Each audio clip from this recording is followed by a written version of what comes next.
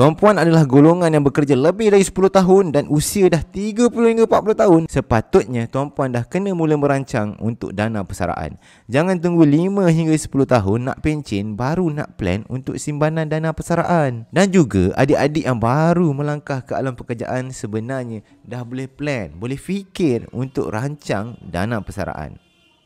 Kajian yang dikeluarkan oleh KWSP, sekurang-kurangnya kita perlukan simpanan sebanyak RM650,000 untuk bersara dengan selesa.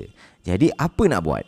Bahagikan dengan berapa jumlah yang kita ada dan berapa setiap bulan yang kita kena menyimpan. Siapa yang masanya untuk pencen ada lagi banyak masa, lagi kurang komitmen bulanan untuk disimpan. Siapa yang dah terlewat, belum terlambat untuk mulakan simpanan hari ini. Nak cepat tambah simpanan dan nak pastikan simpanan cepat bertambah, boleh mula menabung dalam bentuk emas supaya duit kita tak cepat bocor. Boleh PM saya sekarang dan saya bantu daftar.